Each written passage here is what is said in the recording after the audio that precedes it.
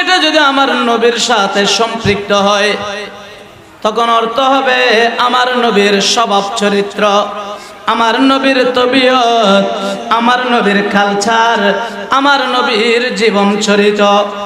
আমি আমার নবী পাকের কিছু, আমার নবী পাকের চরিত্র মুবারক থেকে কয়েকটা চরিত্র এখানে উল্লেখ করব।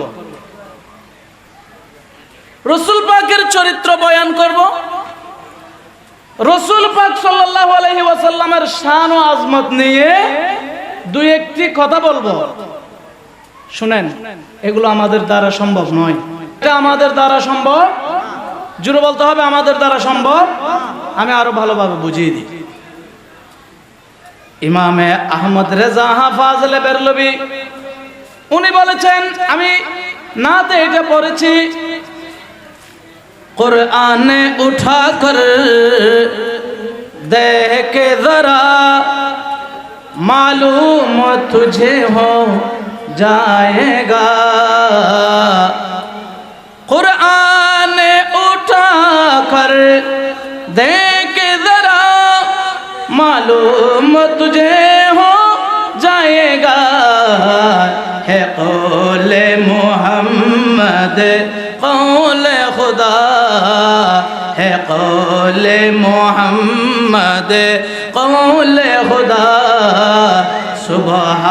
सुबहानल्लाह सुबहानल्लाह।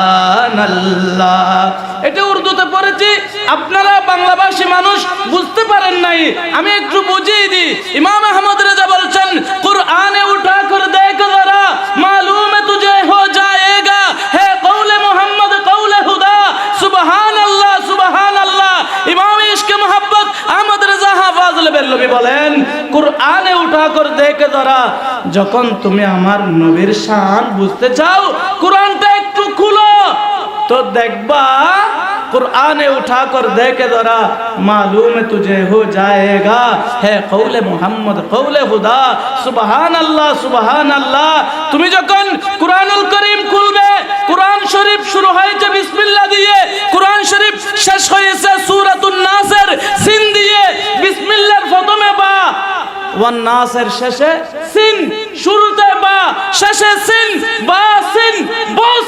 অর্থাৎ ইমাম আহমদ রেজা বলেন, তুমি যদি কুরআন কারীম খুলে দেখো, কুরআনের পাতায় পাতায় সূরায় সূরায়, কুরআনের কলমায় কলমায়, কুরআনের আয়াতে আয়াতে, কুরআনের শব্দে শব্দে, এমন কি কুরআনের হরফে হরফে, কুরআনের জের জবর হরকত তানবিন সাকিন তাসদীদ সব জায়গায় আমার মুস্তাফার শান ছাড়া কিছুই নাই।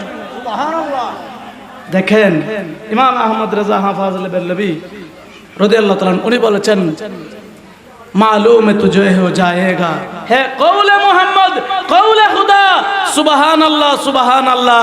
कुरान शरीफे পরিপূর্ণ, কুরআন শরীফটা আমার নবীর শানে ভরপুর।